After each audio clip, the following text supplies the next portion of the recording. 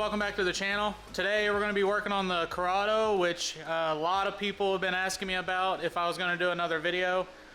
So today we're going to be doing part 9 of the Corrado build. The last time that I did a video, I believe we did the timing chains and the guides in the motor and went ahead and resealed the motor and put it back together. Since then there's been quite a bit that's been done. The motor has gone back in the car, as you can see here.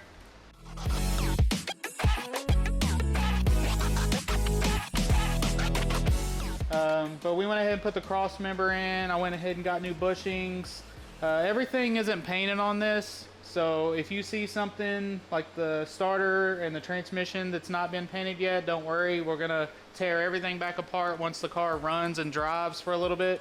I just want to make sure that everything's solid and is gonna work properly before we go ahead and paint everything and do a final assembly on it.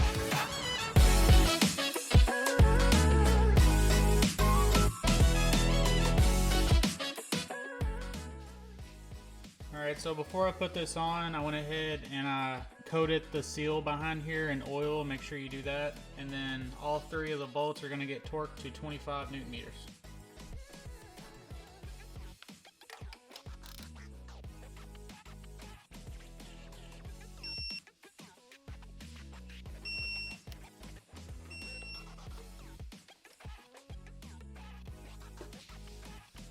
Alright, so now that we got the oil filter torqued, we're going to go ahead and install the accessory bracket. It also gets 4 bolts and they get torqued to 25 Newton meters. Also, you have to cut this out so that it'll pass by the injector on this side. So, just like that, it comes really close to that, so you have to cut that out.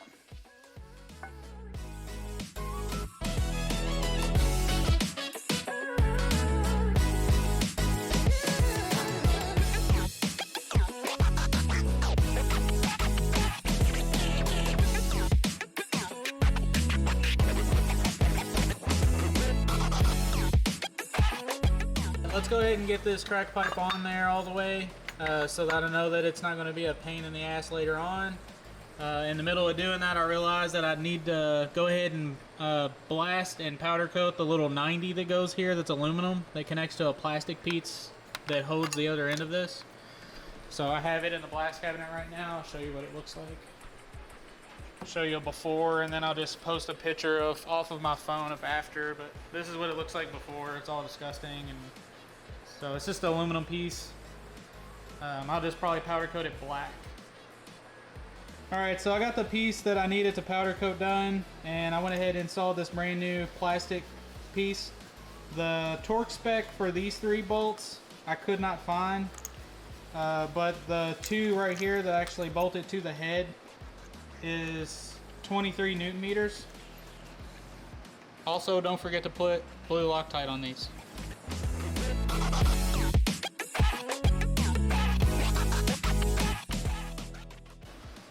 Alright, so before I install this side of the coolant pipe, I'm going to go in here and clean this out real good before I try to apply the new coolant pipe with the brand new seal on it. I don't want to tear that up or rip it.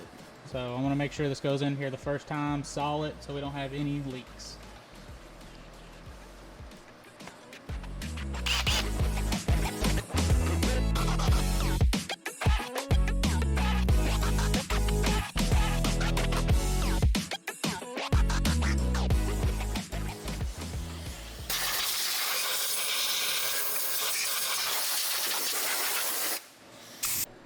I went ahead and sanded it with that sanding drum, and I still have like this white, I'm assuming it's probably sealant or maybe like leftover coolant, or I don't know what this is, but I'm gonna try to get this out very carefully with this pick, and then we can install the coolant pipe.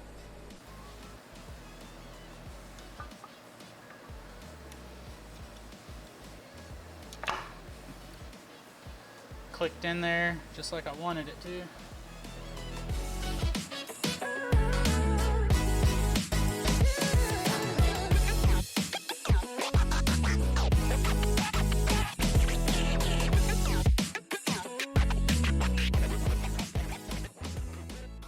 Alright, now I think the next thing is going to be to go ahead and install my new sensor and install the thermostat and get all that stuff taken care of, and then we can completely finish what I wanted to get done. Alright, I went ahead and bought a brand new thermostat. These two prongs go towards the left side of the coolant pipe. If you get these off, you could potentially break this or collapse and crush it. So just make sure that those are lined up inside of there. And then make sure this pin is lined up inside of here. And you want this facing up. So just like that.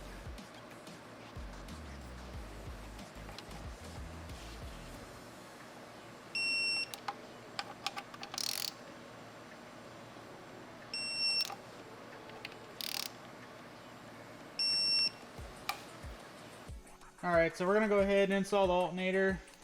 Here's the part number for it if anyone else needs it. And then we're going to be installing it with some of this beautiful hardware, of course. And then I'll put this guy's link in the description below so that you can go get your own. Also, before I forget, I want to mention that since this is a new alternator and there's going to be clearance issues, you're going to have to fit this alternator up there and mark these vanes and see where you're going to have to cut it to clear the injector on this side, just like we did the accessory bracket. So let's get this lined up, mark it, cut it, and then we can get to installing it.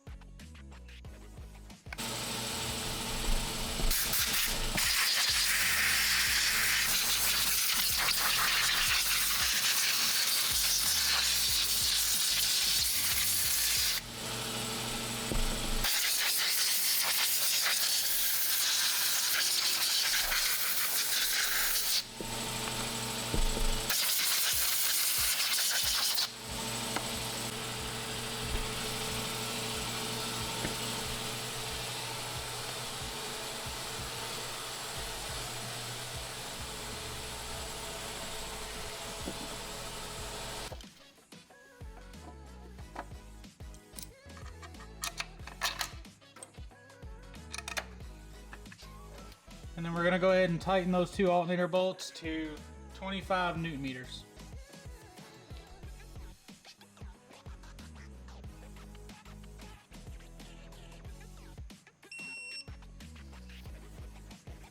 Alright, so next thing to do is to put this belt tensioner on. I did notice when I put it on earlier and mocked everything up that without anything on here, with this 24 valve tensioner straight to the head of the 3.6, that these pulleys are not lined up perfectly. I don't know why, but the alternator is a little set out away from being in line with the tensioner. I don't know if it's a good thing to do or not. I'm gonna go ahead and take two washers and put it in behind each one of the bolts for now. Later I'll make a plate that goes in behind here to space this out, but I basically want to make this come out about 1 millimeter or 2. I want to bring it out so that it'll be perfectly true in line with the alternator and doesn't tear up my belts.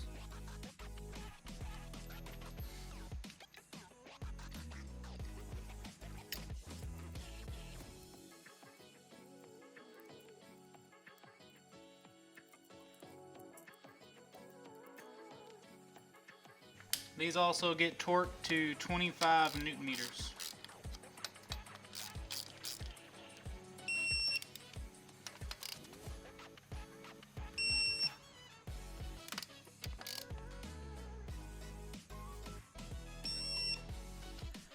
Alright, since we got the accessory side of the motor back together, I'm going to go ahead and drop the oil pan. The motor, when it came in, I did notice it, but right in here, I don't know if it was because of the crash that the motor was in, or if it was the junkyard that it came from. But there's a big crack right in this oil pan. So I'm gonna go ahead and pull this off, double check, make sure everything's good in there anyway.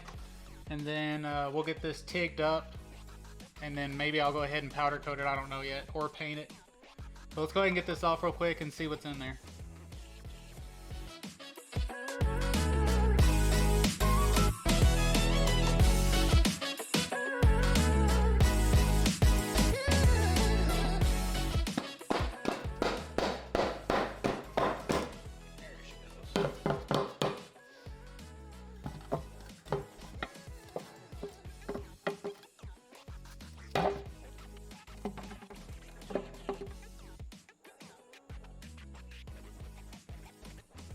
Alright, so I went ahead and pulled the pan, and everything in here looks really good.